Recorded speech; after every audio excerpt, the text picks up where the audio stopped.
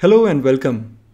I'm Dr. Abhishek and I welcome you very warmly to our series of botany syllabus discussion. In this series, this is the second video, and if this is the very first video you are watching in this series, I will highly recommend that you first watch my video on how to prepare botany optional and then do go through the first video of the series, how to prepare microbiology in botany paper 1. In this video, we are going to start with cryptogam. The cryptogams, they constitute a group of plants and plant-like organisms, at least the organisms which have been formerly considered plant. I'm talking about fungi. So in cryptogams, there are 4 groups that we have to study: fungi, algae, bryophyta, and pteridophyta. Logically, you should do fungi first because the fungi are evolutionarily unrelated to the rest 3 groups. Between algae and bryophyta, you will find an evolutionary connection. Between bryophyta and pteridophyta, you will find a good deal of evolutionary continuity. But between fungi and algae, you don't have any continuity. There are some superficial resemblances, but they are superficial only. They do not indicate any real evolutionary connection. Some of you who have consulted the traditional and old account of cryptogamic botany, you might feel that what am I talking about, and are fungi and algae not related? The answer is no, they are not related. To get that understanding, to get a hang of the present understanding of the phylogenetic concept that binds the cryptogamic world, you will need to go through certain modern textbooks. By modern, I'm not talking about the books which have come just in last 2, 3, 4 years. By modern, I am meaning a generous 20-year time frame. So the textbooks which have come in the last 20 years, if you consult them, they will give you an ample understanding why the fungi are not even remotely related to algae or, for that matter, plants. We continue to study them in botany, but that does not make them plant or related to plant at all. Well, in fungal biology, we are going to study the fungi and the 4 major phyla of the fungi. What are fungi? So in the modern definition, we call fungi as the eukaryotic microorganisms which have heterotrophic mode of nutrition with osmotrophy. That osmotrophy basically means absorptive mode of heterotrophy, where they absorb the food by externally digesting it. Apart from that, the fungi, the true fungi, have got chitinous wall. They are either unicellular or they are having filamentous growth. Majority of the fungi have got filamentous growth that we call mycelial growth. And all the true fungi have arisen from one group of protists. The group was Choanoflagellata. To understand all of this, I'm sure you will have to change your source of study. But when you change your source of study, it will tremendously increase your potential to understand this group better and at the same time fetch higher marks. So without wasting any time, let's get into what are the topics that we have to do in fungi for UPSC Civil Service and UPSC Indian Forest Service main examination. So in this, you are going to deal with the diversity of fungi, where you will be dealing with certain genera, certain important aspects of their structure or life history. And apart from that, there are going to be certain important general topics that you will have to deal. We will see all of this. And in the end, I'm also going to discuss what is an ideal source to do and master this area so that you score very, very well in this interesting and easy to understand area. Because it is interesting and easy to understand, it is going to be easy to understand and interesting for your competitors also. So to get a competitive edge in the examination, it is important that your preparation is at a higher level. I'm going to tell you how to get that higher level of preparation. So let's start our journey of the fungal biology topics, which you must be doing for the UPSC main examination. When you look at the syllabus given under the cryptogamic section in botany, you will realize that the mention of life cycle, the mention of general topic is completely absent. So the UPSC has not mentioned any specific genus or general feature that you have to study in particular. For this, it is important to scan the past 15 years question. After such a scanning, we get to realize that there are certain general topics and life histories which are important. They are repeated quite frequently, and then there are a few life histories which are, although not repeated, but important from biological point of view as a matter of illustrating some general evolutionary principle, and therefore you need to pay attention to that life history as well. And when we look at the fungi, there are not more than 5 to 6 life cycles that we have to deal with, and there are just a handful of topics which we can call general topic that we have to do. But before we get to those topics, there are certain fundamentals that we have to build. So on this screen, we are dealing with certain fundamental topics without which it will be hard to understand the life cycle or the general topic. On the left side of your screen, you can clearly see we are starting with definition. When we use the word definition, the idea is the modern definition of the fungi. The modern definition of the fungi you will be getting from most of the modern textbooks which have come in the last 20 years. Towards the end of this video, we are going to talk about the best resources that you have to follow on fungal biology. But at the same time, you will also be dealing with the older or classical definition of fungi. So you will notice that in modern definition, there are only 4 phyla which fit in as true fungi. The rest of the organisms are no longer considered true fungi, rather they are considered fungi-like organisms. So the 4 phyla of fungi which are today truly considered fungi are Chytridiomycota. After that, you have got Zygomycota. After that, the biggest phylum Ascomycota, and the last phylum is Basidiomycota. Apart from that, all other phyla or all other groups which were earlier considered to be fungi have been sent to other kingdoms of life, but still we consider them fungi-like organisms because there are certain aspects of their biology in which they resemble the true fungi. All the true fungi have a single origin, and the origin has been from a group of protists which are known as Choanoflagellata, or in other words, collared flagellates. The fungi all have got chitinous wall, and if there is no chitinous wall, it would not be a true fungus. In the earlier part of this video, I had already given you the definition of fungi, that how all the fungi are heterotrophic eukaryotic microorganisms with absorptive mode of nutrition. But apart from that, the modern definition also insists that in order to be called a true fungus, the organism must be having a chitinous wall. If it has all the other features but it does not have a chitinous wall, it will be treated as a fungus-like organism. So the second topic, the concept of true fungi, I have already discussed. And the fungi-like organisms, they have all other features but no chitin in the wall. So they will be considered to be fungi-like organism. What are the important groups which are no longer treated as true fungi? Most important is the group that is called Oomycota. Once upon a time, it was a class under Mastigomycotina. For that, you will have to refer to the classification given by G.C. Ainsworth. G.C. Ainsworth was an extremely renowned and authoritative fungal biologist of his time, and the last edition of his classification was published in 1970s, where he had given this classification and where he had created a subkingdom called Mastigomycotina, that is the fungi with a flagellum or maybe more than one flagella. So under G.C. Ainsworth's classification, Oomycota, what we are calling as today, were treated as a class Oomycetes under Mastigomycotina, but now it is a separate phylum Oomycota, and it has gone together all together to a different kingdom. The kingdom is either known as Chromista or Straminophylla.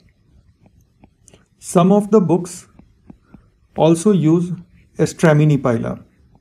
So either one, Straminophylla or Straminiphylla, will mean the same thing, but whatever you choose to write, you have to be consistent with that in the examination.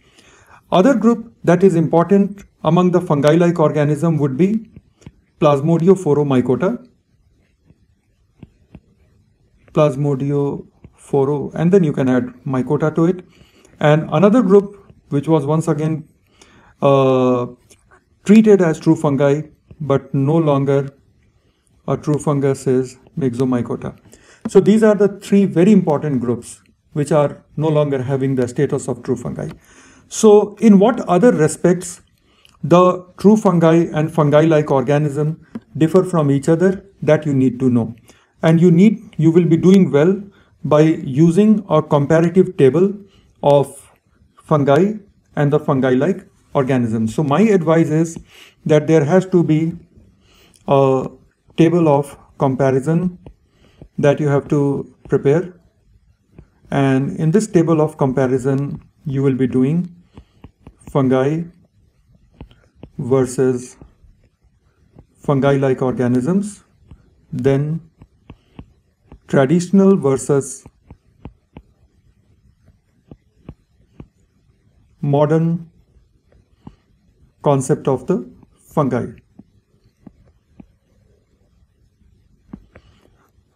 Both of these should not be carrying more weightage than 15 marks. So make sure that you are writing only a short note. There is no point wasting your time and making big notes on this. After this, we come to difference-based questions. In difference-based questions, you should be preparing two main types of differences.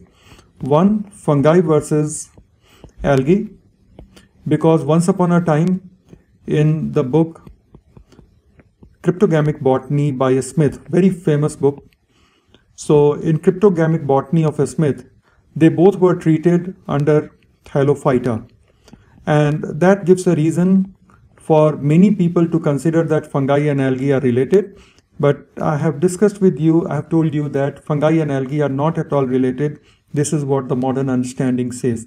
And we have strong reasons to go by the modern understanding of phylogenetic relation, because it is not only based on structural data, but it is also based on molecular, genetic, and biochemical data. And the second, you should also be preparing fungi versus plants. Such comparisons are frequently asked in the IFS examination. Very short notes, so 15 marks each, and that will be enough. And it is for such kind of topics you can actually read the textbook by M.P. Kaushik. So in one of my earlier videos, I have suggested that you should be having a basic book either by M.P. Kaushik. The book by M.P. Kaushik is known as Modern Botany, or you should be having Neat Botany by Wiley Publication. But a very, very important thing, I always emphasize that it is either or situation. Under no circumstance you have to buy both the books. You will end up wasting a lot of money and a lot of time, and you would actually not be covering both the books. So any one book is a very, very good source to build the fundamentals of botany, and such ready-made comparisons you will find quite a lot in these basic books. So fungi versus algae, you will have a ready-made table that you can use in your UPSC main, and in fungi versus plants you can again have. Then we come to classification. Classification is seldom asked directly, but it is very, very important to draw comparison. So two types of classification, one that I had earlier mentioned, the G.C. Ainsworth classification. G.C. Ainsworth classification is easily available in any Indian book on cryptogamic botany or any Indian book on fungal botany. And then the modern classification. So modern classification will mean the true fungi and the 4 phyla of true fungi. Then you come to do structure. In a structure, sometimes they ask certain basic direct question, but most of the time a structure forms a base to understand the life histories of a specific genera. But if there is going to be a direct question on fungal structure, it will always be a very short note in IFS main examination. Very, very short will mean that it will carry 5 to 8 marks. So mostly it will be 5 marks. In some rare years, they have even asked questions for 8 marks, like they will divide a 40-mark question into 5 short notes of 8 marks each. You can recall that a full question in Indian Forest Service main examination carries only 40 marks. So In IFS, what kind of structural questions have been asked? They have asked the meaning of yeasts. They have asked the meaning of chytrids. Then you should be understanding the meaning of the word hypha, the meaning of the term mycelium, the meaning of the term sclerotium, etc. And when you are preparing, make sure that you are preparing with two things. The first thing is diagram and the second thing is example. Botany, like all other biological sciences, is an illustrative science, and illustrative sciences you have to illustrate. How do you illustrate? If it is a structure, you illustrate it with drawing. If it is a phenomenon, you illustrate it with example. So drawings and example will play an important role. Then we come to reproduction. In the reproduction part, you have to be familiar with certain important terms related to fungal reproduction. First and foremost, you have to deal with asexual reproduction. When you are dealing with asexual reproduction, understand the meaning of spores. And once you have understood the meaning of spores, understand what is the meaning of sporangiospores. And once you have understood the sporangiospores, then there are two types of sporangiospores that you will encounter in the fungal world. One is zoospore. These are the spore with flagella or flagellum, and they can swim around. And then the other type is non-motile spore. Second, conidia. Conidia are also known as conidiospores. So conidiospores are externally formed in linear chains like this on hyphal tips. So conidia or conidiospores are exogenously produced.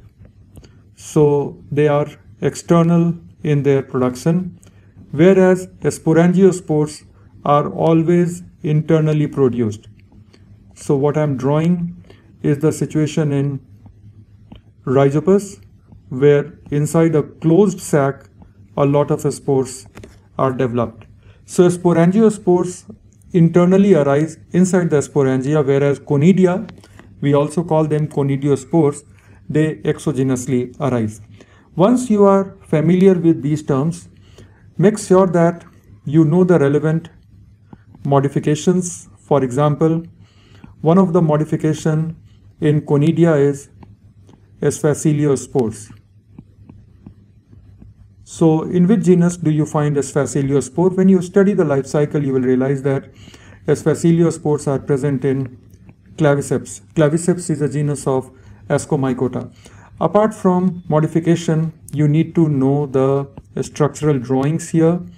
And apart from structural drawings, as we had earlier seen also, examples will play a very important role in establishing.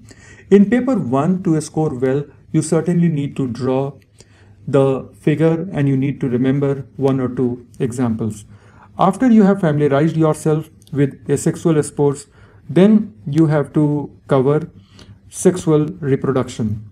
So when you are covering sexual reproduction, one of the most important things that you can do is to understand it group wise. So here we are, when you study sexual reproduction, so try to understand sexual reproduction for all the four groups, because there are nuances of difference of sexual reproduction in all the four groups. So we have seen that there are 4 phyla of true fungi. So in Chytridio, how does sexual reproduction proceed? In Zygomycota, how does it proceed? In Ascomycota, what are the methods of sexual reproduction? And in Basidiomycota, how does it proceed? But your survey does not have to end here. You have to also cover Oomycota, because the questions have been asked. You also have to cover Myxomycota. So what is the exact mechanism of sexual reproduction in these groups? That you have to understand. And apart from that, you have to understand what are the different modes of plasmogamy and karyogamy. So group specific questions can carry 10 marks each. So that's how it is relevant for your examination. If you scan the past paper, you will see give an account of sexual reproduction in Basidiomycota, 10 marks. Give an account of sexual reproduction in Zygomycota, 10 marks. Then in IFS, they have asked you to give an account of plasmogamy and karyogamy in a comparative manner. Then sexual reproduction in Oomycota has also been asked for 10 marks. Sexual reproduction in Myxomycota has also been asked in 10 marks. So these fundamental areas also give you some direct questions. So we are now done with sexual reproductions. We are now done with sports. But in the sports, you have to understand that there are two principal types of sports. And the two principal types will include asexual sports. And there are two types of asexual sports. One is sporangiosports and the second is conidia. And then there are sports which we know as post-sexual sports. So the post-sexual sports examples will include ascosports because they are produced after sexual reproduction, basidiospores because it is produced after sexual reproduction, zygospore because it is produced after sexual reproduction. So how the post-sexual spores get produced will also be an important thing to cover, and especially ascospore formation has been asked for up to 20 marks. So ascospore formation is very, very important. Quite a repeated question here. Basidiospore and zygospores have been asked less frequently. Conidia short note has been asked for 10 marks. A sporangiospore short note has been asked in 10 marks. If you really want to see the range of questions which have been asked, you should be looking at least last 15 years of civil service main and IFS main. But if you are not having access to those old questions, you simply go by the topic selection that I am suggesting here. You may end up doing a few more topics, but very, very certainly you would not be missing anything vital. Then we come to special features of sexual reproduction. In special features of sexual reproduction, there are two extremely important topics that you have to do. One is heterothalism. So heterothalism is again an important question. It is pretty much a repeated question. And same goes for parasexuality. It is almost that one year you will find a short note on heterothalism. The next year you will find a question on parasexuality. So they have a huge repeat factor. Prepare short note. The weightage that can be given to these questions is up to 20 marks. And the smallest weightage that I have seen in the recent past is 12.5 marks. But its importance cannot be discounted. You have to do it very well. And in both these, make sure that you are making figures and you are giving examples. For all types of heterothalism, you have to give real example from fungal life cycle. Then you get good marks in heterothalism. Moving next, overview of important phyla. Now that you have studied the structure, the asexual reproduction and sexual reproduction, then for each phylum, and you have already clarity what are the phylum that you have to do.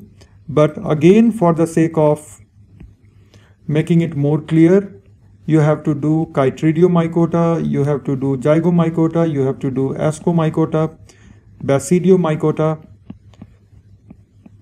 true fungi, then Oomycota, Myxomycota, and Plasmodiophoramycota.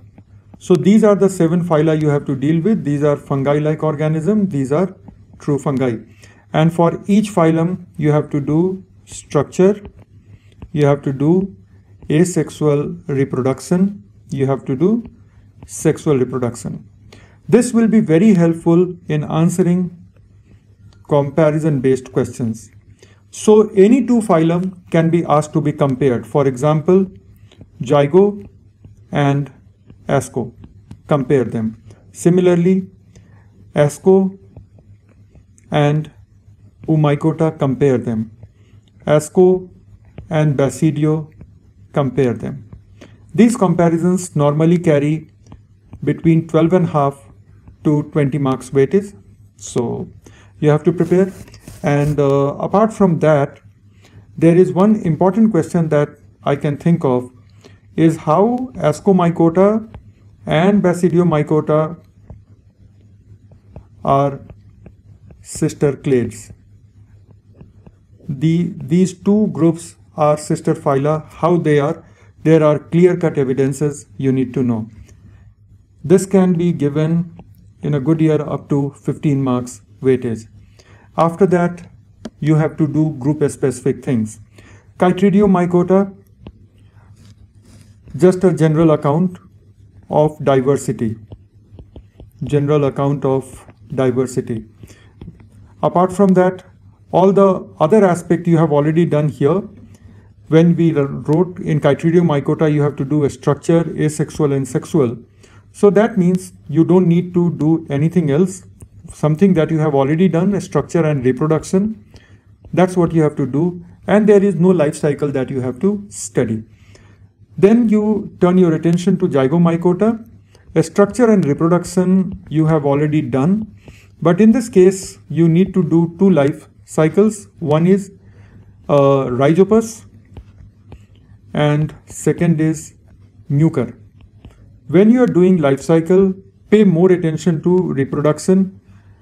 In fungi, I will tell you where a structural account is important. For rest of the purposes, reproduction will be important. So in Rhizopus and Mucor, it is the reproductive account that is more important. And when you are studying the reproduction, pay attention to the operation of heterothallism. That's an important thing.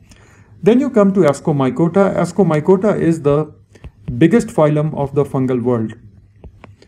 About 75% of the fungal diversity comes under Ascomycota, and in the present classification, Deuteromycotina, that is imperfect fungi. So Deuteromycotina are pretty much considered a part of this phylum Ascomycota.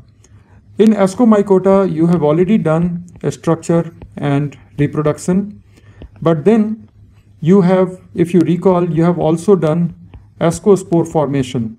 Ascospore formation is an important topic, pretty much repeated, so I'm marking it with double tick. Then there are certain life histories which you also have to do. So what are the life histories that you have to do here?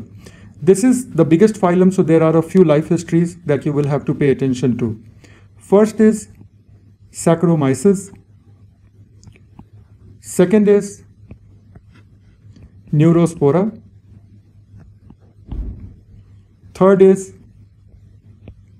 Penicillium. Fourth is Aspergillus. And fifth, I would very strongly recommend Peziza. And for IFS, you should also be doing Claviceps. Now in Saccharomyces, economic importance is also important. So here do economic importance also. It means apart from the life history, you have to pay attention to economic importance. Same applies here, economic importance also. And mind it, it is not only about economic importance. Economic importance you have to do after doing the life history. In Penicillium, which is the source of the first antibiotic, penicillin, economic importance, and then economic importance of Aspergillus. So for all of these, you need to know, and in Claviceps, you need to pay attention to the ergot disease of rye. And in Peziza, you have to pay attention to ascocarp of Peziza. The ascocarp here is known as apothecium. And this brings us to all the life histories. Apart from that, there are two more questions hidden here. One question is ascocarp types. A repeated question, deserves double tick. And last, classes of Ascomycota, a repeated question, hence double tick. So classes of Ascomycota is a repeated question, ascocarp type is a repeated question, ascospore formation is a repeated question. All these life histories have been asked, each one has been asked at least twice in the last 10 years. You should be doing it. You should not be going to the examination without touching these areas. Then we come to Basidiomycota. Basidiomycota, structure and reproduction you have already done. You also have to do the classification of Basidiomycota, that is, what are the important classes, only at the level of classes. So at the level of classes, you have to do the classification of Basidiomycota. Besides, you have to do a life history that's very, very important, that is Puccinia. So Puccinia life cycle you have to do. It causes the rust disease of wheat and related grass species member. And to be safe in the IFS examination, my suggestion will be add Agaricus life cycle. Agaricus is the field mushroom which is edible. So this is field mushroom.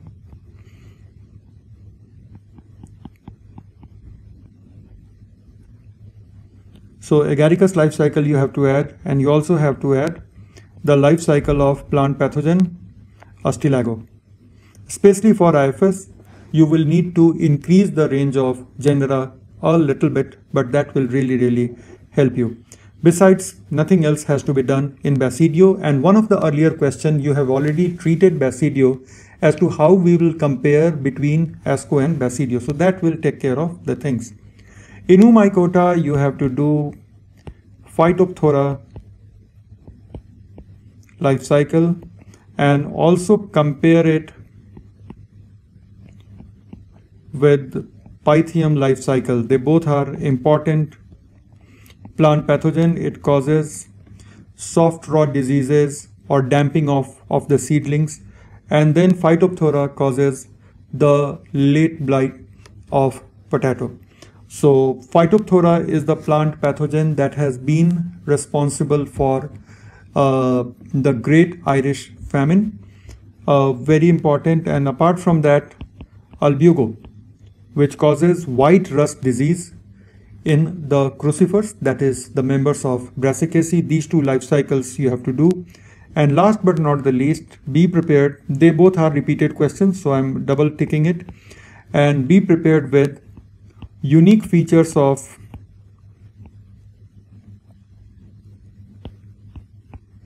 Oomycota. Why Oomycota once upon a time were considered true fungi and why they are not considered true fungi today, that question you should be able to answer. In Plasmodiophoromycota, just a general account of the genus Plasmodiophora.